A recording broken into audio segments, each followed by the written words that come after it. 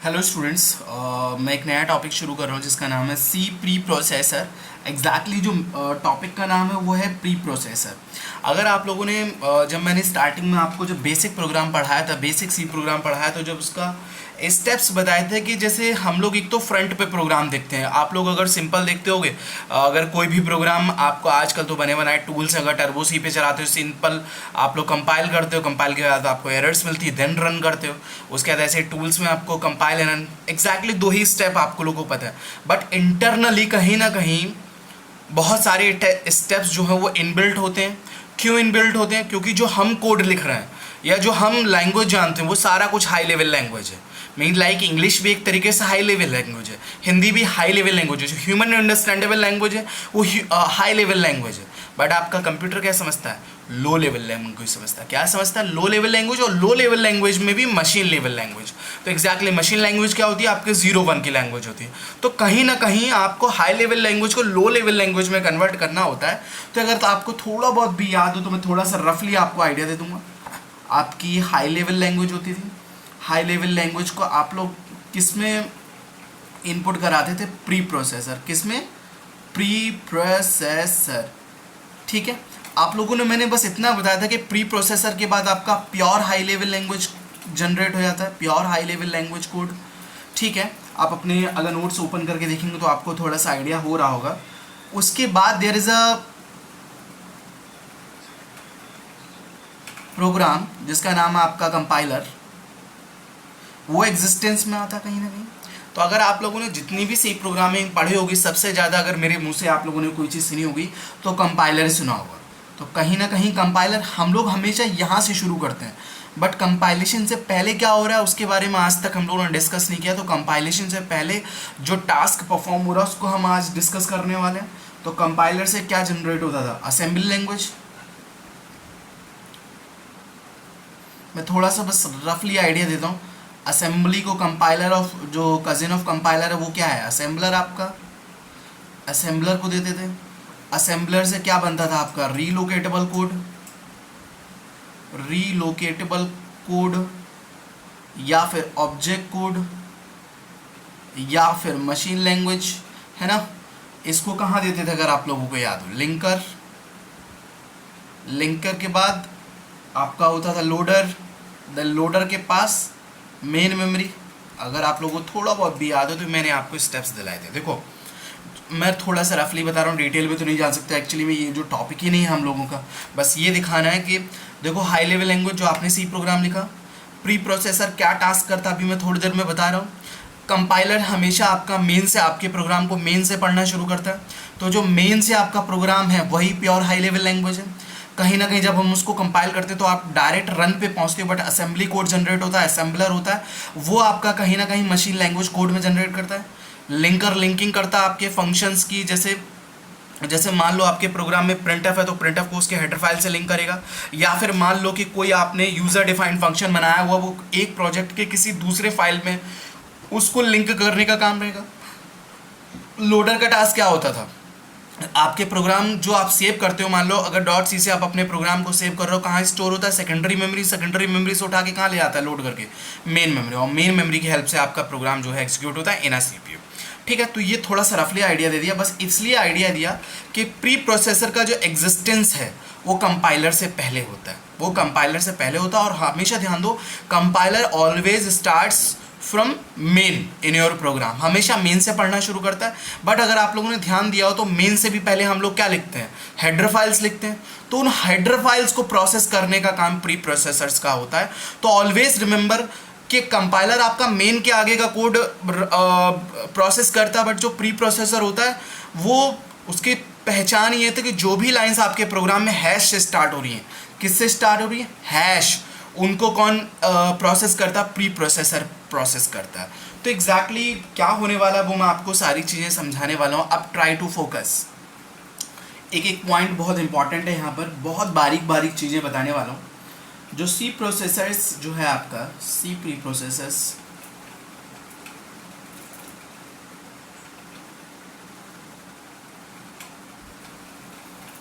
Offers several features, several features called as preprocessor directive। ये बहुत important term है। जो सी प्री प्रोसेसर्स हैं वो एक इंपॉर्टेंट फीचर आपको प्रोवाइड करते हैं जिनको बोलते हैं प्री प्रोसेसर डायरेक्टिव्स। क्या बोलते हैं? Pre processor directives. And all the pre processor directives, ये क्या होते हैं अभी मैं बताऊंगा, don't worry. Directives starts from hash symbol, which symbol? Hash. ये बात समझ में आ रही? हैश से जो भी लाइनें स्टार्ट होंगी आपके प्रोग्राम में उनको प्रोसेस कौन करेगा? Pre processor. तो प्री प्रोसेसर डायरेक्टिव्स आर, तो ध्यान से सुनना, जो प्री प्रोसेसर डायरेक्टिव है वो आपके 4 टाइप्स के होते हैं। पहला जो हम लोग इस लेक्चर में पढ़ने वाले हैं मैक्रो एक्सपेंशन,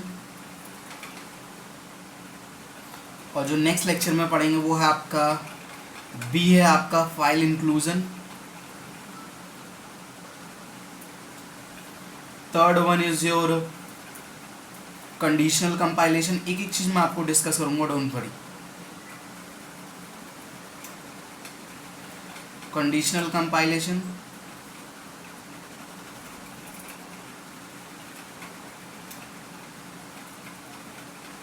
कंडीशनल कंपाइलेशन, और डी है आपका मिसलेनियस डायरेक्टिव।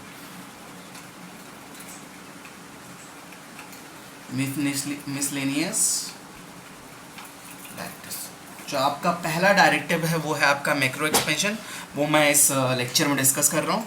तो एग्जैक्टली बहुत कंसंट्रेशन की ज़रूरत है यहाँ पर, बारीक बारीक चीज़ें हैं, फ़ायदा बहुत होने वाला है इन सब चीज़ों को यूज़ करने का। तो ध्यान से देखो, पहला जो आपका है पॉइंट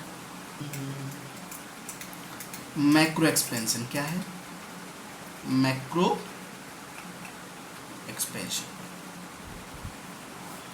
ध्यान से देखो, मैं एक एग्जांपल से ही शुरुआत कर रहा हूँ। मैक्रो एक्सपेंशन मीन्स एग्जैक्टली क्या होता है, ध्यान से देखिए आप लोग। मान लो आपने एक ध्यान से सुना, आज तक जो हेडर फाइल्स पढ़ी थी उससे एक परे चीज़ सीख रहे हो, जैसे बोलते हैं हैश डिफाइन। अगर मैंने कुछ लिखा, ये स्टैंडर्ड एग्जांपल है, अपर और 25, तो इस लाइन को समझने की कोशिश करो। इस पूरी लाइन को बोलते हैं मैक्रो डेफिनेशन। क्या बोलते हैं? मैक्रो डेफिनेशन, ठीक है। ये है आपका इतना portion macro template, macro template. उसके अलावा ये है आपका मैक्रो एक्सपेंशन। क्या है आपका? Macro expansion. तो एग्जैक्टली कैसे कैसे चीज़ें हो रही, हेडर फाइल्स की जगह सपोज दैट आपने ये लिखा और आपने लिखा फिर मेन, और मैंने एक चीज़ लिखी int I for I equals to 1, I is less than UPPR I plus plus printf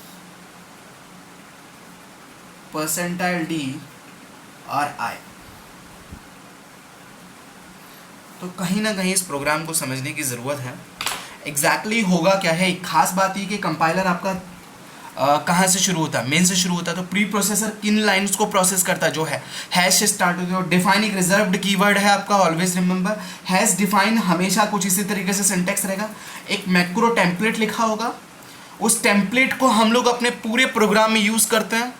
तो होता क्या है कि कंपाइलर से पहले एग्जैक्टली प्री प्रोसेसर क्या करेगा, जो मैक्रो टेम्पलेट है उसको आपके पूरे प्रोग्राम में उसकी अकरेंस को ढूंढेगा कि कहाँ कहाँ वो प्रेजेंट है, और जहाँ जहाँ वो प्रेजेंट है वहाँ उसके जो मैक्रो एक्सपेंशन में आपने स्पेस हमेशा ध्यान दिया, यहाँ स्पेस रहेगा, यहाँ स्पेस रहेगा, जो भी स्पेस है उससे रिप्लेस कर देगा। मतलब upper is replaced by 25 before compilation itself. Before compilation itself ही ये टास्क हो जाएगा। जैसे मान लो कभी कभी आप लोग साइज ऑफ एरे इनपुट कराते हो n, है ना, और वेरिएबल लेते हो n, n की वैल्यू यूजर से इनपुट कराते हो और आप n लिखते हो, तो कहीं ना कहीं जो n की वैल्यू आप यूज़र से डालोगे उससे रिप्लेस होती है।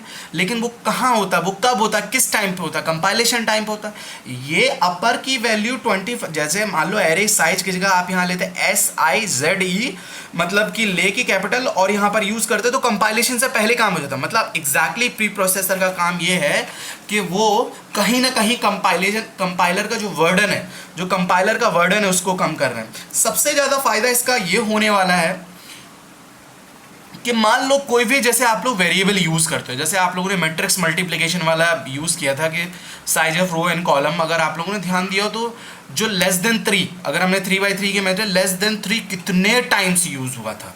ठीक है, अब अचानक से आप कहो कि भाई मुझे 4/4 मैट्रिक्स का मल्टीप्लिकेशन करना है, तो 4/4 मल्टीप्लिकेशन में आप लेस देन हर जगह अगर 3, मान लो आपने 3/3 प्रोग्राम बनाया, बनाने के बाद अचानक से आपके कोई कहते नहीं इस प्रोग्राम को 4/4 में कन्वर्ट करो, तो आप 3 की जगह क्या करोगे, 4 से रिप्लेस करोगे। पूरे प्रोग्राम में जहाँ जहाँ 3 आ रहा होगा वहाँ वहाँ 4 से रिप्लेस करोगे। उसकी बजाय अगर आप ये करो, एक साइज लो और साइज की जगह 3 लिख दो, तो जहाँ जहाँ आपने 3 लिखा वहाँ वहाँ साइज लिखो, और एग्जैक्टली जैसे 3 से कोई कहे तो बस आपको मैक्रो एक्सपेंशन चेंज करना है। जैसे मान लो ये एक लूप है, ये लूप रूल के अकॉर्डिंग कितने टाइम्स चलने वाला है, आप लोग अगर वही कि 25 टाइम्स आपका ये लूप चलने वाला है। एग्जैक्टली क्या क्या प्रिंट होगा 1 से लेकर 25, तो अचानक से आपसे कह दिया जाए नहीं अब आपको इस लूप में इस लूप को 30 टाइम्स चलाना है, तो आप लोग पर जो 25 होगा उसकी जगह क्या कर दोगे, 30 कर दोगे या 35 कर दोगे, व्हाटएवर जो भी रिबन।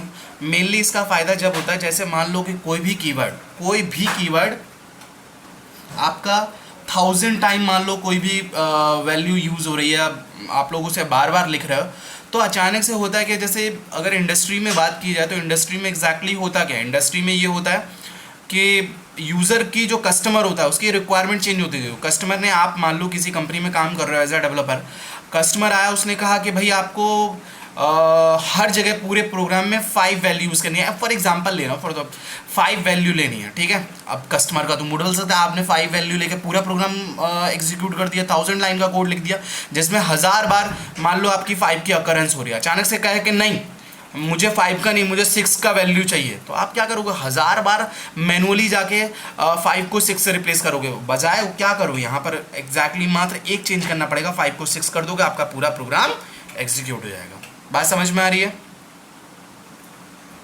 तो बस आप इतना समझ लीजिए, मेन एडवांटेज ये है इसका कि कंपाइलेशन से पहले ही ये टास्क कर लेता है, इसलिए बेनिफिट है। क्योंकि कुछ लोग ये सोच रहे होंगे कि सर मैं एक वेरिएबल ले लेता हूँ यहाँ पर n, और n की वैल्यू 25 ले लेता हूँ और n यहाँ रिप्लेस कर देता हूँ। ठीक है, एज इट इज सही कि n को आप 25, 26 कुछ भी चेंज कर सकते हो, पूरे प्रोग्राम में जहाँ जहाँ n हो रहा हो उसकी वैल्यू 25 से रिप्लेस हो जाएगी। बट ये टास्क करेगा कौन, कंपाइलेशन करेगा। तो मैं ये चाहता हूँ कि कंपाइलेशन का टास्क, क्योंकि हमेशा प्रोग्राम की कॉम्प्लेक्सिटी आप लोग फ्यूचर में जानोगे कि प्रोग्राम की कॉम्प्लेक्सिटी बहुत इंपॉर्टेंट होती है।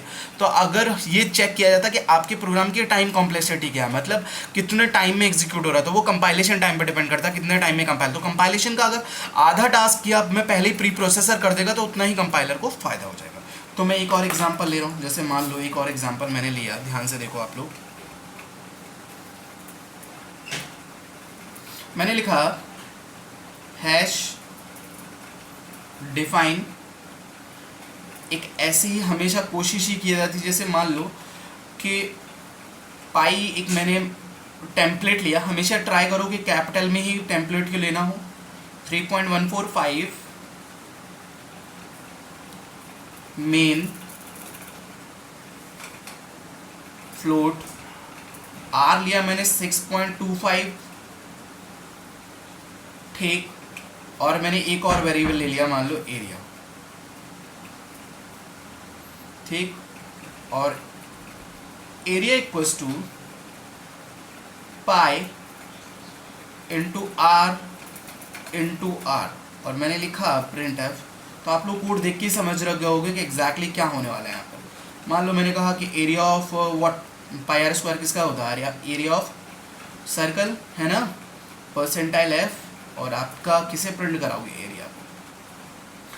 एक डेमो कोड दिखा रहा हूँ। इस कोड में एग्जैक्टली क्या होगा, प्री प्रोसेसर जहाँ जहाँ पाई की अकरेंस होगी एग्जैक्टली वहाँ वहाँ वो क्या कर देगा, 3.145 से कंपाइलेशन से पहले ही रिप्लेस कर देगा। तो कंपाइलर आएगा तो कंपाइलर इसकी वैल्यू को रिप्लेस, जैसे ये क्या है आर है तो आर की वैल्यू 6.25 है, तो आर की वैल्यू को कंपाइलर रिप्लेस करेगा बट पाई की वैल्यू को प्री प्रोसेसर रिप्लेस करेगा। तो कहीं ना कहीं कंपाइलेशन का, वरना अगर पाई की भी वैल्यू यहाँ पर लिखते तुम पाई इक्वल्स टू 3.1415 एग्जैक्टली, तो वो भी कंपाइलेशन काम करता।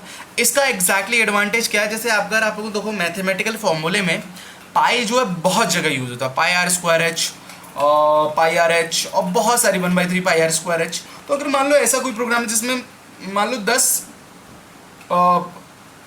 आपकी फॉर्मूलाज ऐसे जिसमें पाई यूज हो रहा है, 10 फॉर्मूलाज ऐसे अगर पाई यूज हो रहा है, तो सिंपल पाई की वैल्यू हर जगह पाई पाई लिखने की जरूरत नहीं है, या हर जगह 3.1415 3.1, भाई देखो अगर यहाँ पाई नहीं लिखोगे तो आप डायरेक्ट हार्ड कोड में भी तो लिख सकते हो 3.1415। अगर 10 जगह 3.145 लिखा हुआ है तो कहीं से भी वो रीडेबल है, आपकी प्रोग्राम की रीडेबिलिटी गड़बड़ हो जाती है। तो ये दोनों फायदे हैं आपके मैक्रो एक्सपेंशन के। तो प्री प्रोसेसर का ये टास्क हुआ। इसके अलावा प्री प्रोसेसर को आप कुछ और तरीके से भी यूज़ कर सकते हो, वो भी आप ध्यान दो।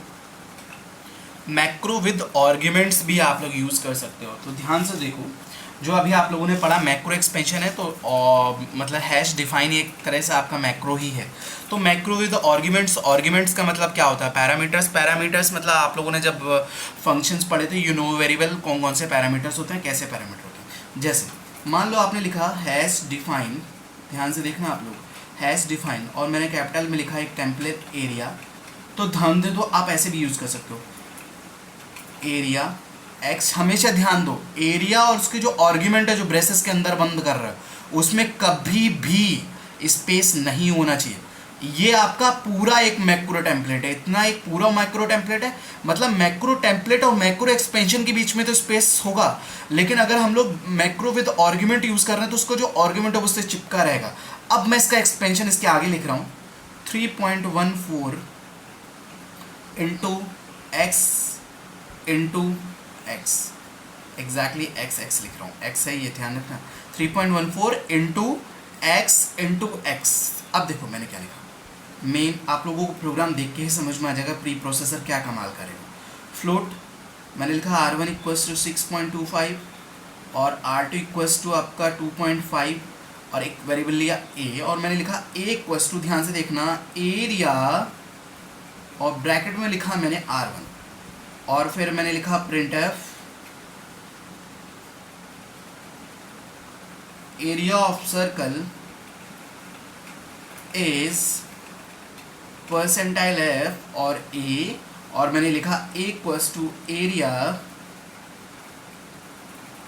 R2 और प्रिंट एफ। होपफुली आप लोगों को चीज़ें समझ में आ रही होंगी, देख के समझ में आ रहा होगा क्या हो रहा है यहाँ पर, मतलब एग्जैक्टली जो है प्री प्रोसेसर करेगा क्या करेगा। ध्यान से देखो एग्जैक्टली वो इस तरीके का टेम्पलेट ढूंढेगा, एरिया R1, तो इसने एरिया को किस में रिप्लेस किया था, 3.14 इंटू एक्स, तो ये किससे रिप्लेस हो जाएगा बताओ जरा भाई। इसका मतलब होगा, पूरे का मतलब होगा 3.14 इंटू R1, ये मतलब होगा। और इसका एक्सपेंशन क्या होगा, जो प्री प्रोसेसर अपने आप अज्यूम कर लेगा, 3.14 इंटू R2, ये एक्सपेंशन होगा। तो दिस इज जो ये एक्सपेंशन हो रहा है, ये जो रिप्लेसमेंट हो रहा है, ये कहाँ हो रहा है, कंपाइलेशन से पहले ही हो जा रहा है। तो देखो इसमें कोड ज़्यादा रीडेबल है, मतलब कॉम्प्लेक्स कम दिख रहा है, या इसमें ज़्यादा रीडेबल, ऑब्वियस सी बात है इसमें रीडेबल है। तो जो कॉम्प्लेक्स से आप कोड हैं वो भी आप लोग ऊपर लिख सकते हो। तो एरिया ऑफ R1 इस तरीके से मैक्रो विद आर्ग्यूमेंट्स आपका एक्सपेंड कर सकते हो। उसके अलावा मैं कुछ और एग्जाम्पल लेने की कोशिश करता हूँ। जैसे सपोज मैं सेकेंड एग्जाम्पल ले रहा हूँ, मान लो आपने लिखा हैश डिफाइन, आप ऐसे भी यूज़ कर सकते हैं हैश डिफाइन। मान लो मैंने चेक किया, एक ऐसे ही लिखा इज डिजिट, एक मैंने टेम्पलेट बनाया, इसका आर्ग्यूमेंट इससे चिपका रहेगा और इसका एक्सपेंशन जो होगा वो उससे दूर होगा, ये चीज़ ध्यान रखो। और हमेशा ध्यान देने की इंपॉर्टेंट पॉइंट अभी बता रहा हूँ, 48 and y is less than equals to 57। ठीक है, मैंने ऐसे ही नॉर्मल सा वही कोड लिख दिया, मेन कैर ch, मैंने लिखा print F enter any digit,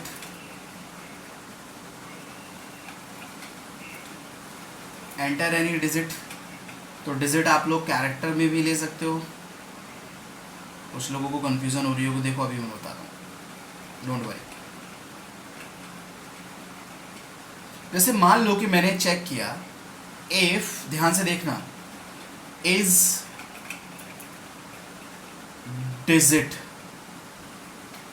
और ब्रैकेट में लिखा मैंने CH और मैंने यहाँ पर प्रिंट एफ, अभी समझा रहा हूँ don't worry, print F you entered a digit और मैंने लिखा else print F illegal input. कितने लोगों को ये प्रोग्राम समझ में आ रहा है? ध्यान से देखो भाई, मतलब एग्जैक्टली आर्ग्यूमेंट्स का मतलब क्या है। अगर कुछ इस तरीके का स्ट्रक्चर दिखाई, ये बेसिकली प्रोग्राम इस चीज़ का है कि आपको चेक करना है कि आपने डिजिट मतलब वैलिड डिजिट इनपुट की है या नहीं डिजिट की, इस डिजिट चेक कर रहा है। तो इसमें एग्जैक्टली y की वैल्यू जो CH, जैसे हम लोग y की जगह एग्जैक्टली हम लोग क्या ले रहे हैं, CH ले रहे हैं, बाकी सब सही है। तो अगर इसका एक्सपेंड, इसके अंदर अंदर वाले कोड का अगर एक्सपेंशन होगा तो क्या एक्सपेंशन होगा, अगर ध्यान दो, CH is greater than equals to 48 and CH is less than equals to 57, यही होगा एक्सपेंशन। अगर ये कंडीशन ट्रू होगी तो ये प्रिंट होगा, अगर फॉल्स होगी तो ये प्रिंट होगा, एग्जैक्टली यही है। मान लो एंटर एनी डिजिट, आपको कैरेक्टर इनपुट करा रहा है, उस कैरेक्टर की भाई हमेशा आस्काई कोड भी न्यूमेरिक वैल्यू होती है, तो उस कैरेक्टर की वैल्यू अगर 48 से बड़ी होगी और 57 से छोटी होगी तो condition you entered a digit else illegal input. तो सिंपल मेरा मेन मोटिव ये था कि आपको ये समझाना कि एग्जैक्टली मैक्रो विद जो आपका आर्ग्यूमेंट्स कैसे यूज़ करता है। एक इंपॉर्टेंट पॉइंट डिस्कस कर रहा हूँ, आप लोग ध्यान से देखो। जैसे अगर आप लोगों ने मान लो ये लिखा था अभी कुछ देर पहले, हैश डिफाइन एरिया x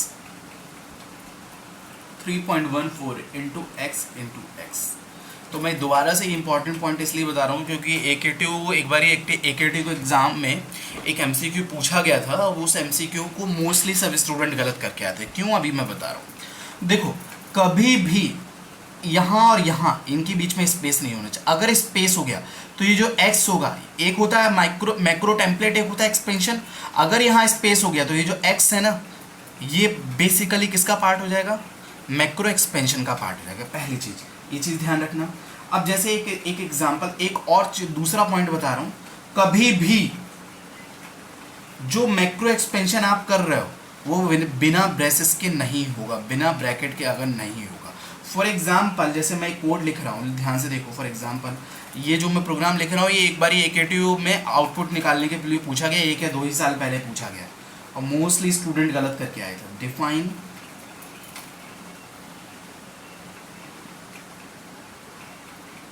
एक मैंने मैक्रो टेम्पलेट लिया स्क्वायर, ब्रैकेट में लिखा n और मैंने लिखा n इंटू एन, ठीक है।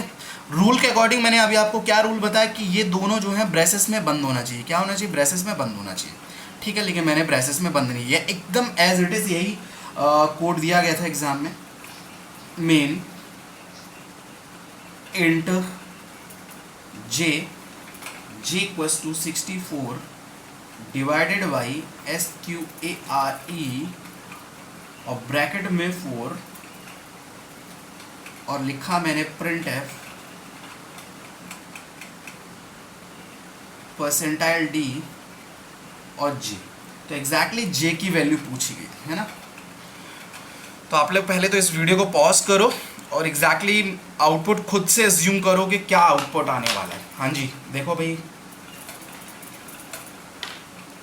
रूल के अकॉर्डिंग अगर आप लोग देखो तो आप लोग जो एक्सपेक्टेड आउटपुट है वो आपका क्या आ रहा होगा। देखो रूल एक्सपेक्टेड आउटपुट, पहले मैं रॉन्ग कर रहा हूँ फिर सही करूँगा। देखो स्क्वायर n, तो एग्जैक्टली ये जो फंडा होगा स्क्वायर n, ये किस में बदल जाएगा, 4 इंटू 4 में बदल जाएगा।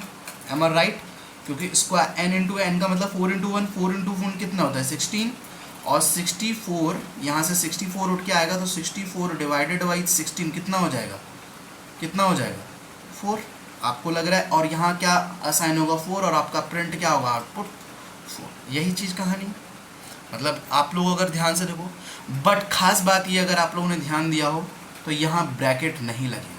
व्हाट इज़ द आउटपुट जो आपका एग्जैक्टली आएगा, ध्यान से देखना। इस लाइन को मैं यहाँ पर लिख रहा हूँ, यहाँ लिखा हुआ है J equals to 64 divided by SQUARE 4, यही होने वाला है। अब ध्यान से दो, तो ये लाइन पता कैसे होगी रिप्लेस, 64 ये लाइन हो जाएगी डिवाइडेड बाई ब्रेसेस लगे होते तो ऐसा होता रूल के अकॉर्डिंग, लेकिन यहाँ ब्रेसेस नहीं लगे हों, यहाँ ब्रेसेस नहीं लगे हों, यहाँ क्या है 64 डिवाइडेड बाई 4 इंटू 4 हो जाएगा, n इंटू एन एक्सप्रेशन दे रखा है देखो, ठीक 4 इंटू 4। तो अगर देखा जाए तो अगर प्रेसिडेंस एसोसिएटिविटी का कॉन्सेप्ट देखा जाए तो पहले कौन प्रोसेस होगा, डिवीजन प्रोसेस होगा पहले। तो अगर 64 को आप 4 से मल्टीप्लाई करोगे तो एग्जैक्टली कितना आएगा, हाँ जी 16 आएगा, और 16 इंटू 4 कितना आएगा 64। तो एग्जैक्टली जो इसका आउटपुट आएगा वो आएगा 64। और स्टूडेंट्स अब कितना लिख के आए थे 4। अगर यहाँ ब्रेसेस लगा होता कहाँ, but right thing is what, अगर हम यहाँ ब्रेसेस लगा होता, अगर यहाँ ब्रेसेस लगा होता तो क्या होता एग्जैक्टली आउटपुट 4। तो हमारा एक्सपेक्टेड 4 था बट आया कितना 64। तो ये चीज़ ध्यान रखना है, ये चीज़ भी आप लोगों को मैक्रो एक्सपेंशन में ध्यान देनी है कि जो भी एक्सपेंशन पार्ट होगा वो आपका हमेशा ब्रेसेस में रहना चाहिए। दूसरी चीज़, यहाँ कभी भी स्पेस नहीं लोगे, अगर स्पेस लोगे एग्जैक्टली तो आपका वो मैक्रो एक्सपेंशन का पार्ट हो जाएगा। अगेन यहाँ ऑप्शनल, यहाँ स्पेस आप ले भी सकते हो, नहीं भी ले सकते हो, यहाँ स्पेस मैंडेटरी है। तो इस पूरी लाइन को बोलते हैं मैक्रो डेफिनेशन। ये आपका मैक्रो टेम्पलेट को हमेशा किस में लेते हैं, कैपिटल्स में लेते हैं। उसके अलावा ये आपका मैक्रो एक्सपेंशन है। तो होपफुली आप लोग मैक्रो एक्सपेंशन का आइडिया समझ गए होंगे। तो आप लोगों को अगर प्रोग्राम बनाते समय ये लग रहा है कि ये बंदा या ये वेरिएबल या फिर ये कोई पर्टिकुलर कांस्टेंट आपके प्रोग्राम में 1000 टाइम यूज़ हो रहा है, तो आप उसे बजाय कंपाइलर से एग्जीक्यूट कराने का आप उसे प्री प्रोसेसर से एग्जीक्यूट कराओ, तो कंपाइलर का टाइम बचेगा, आपका प्रोग्राम फास्ट एग्जीक्यूट होगा।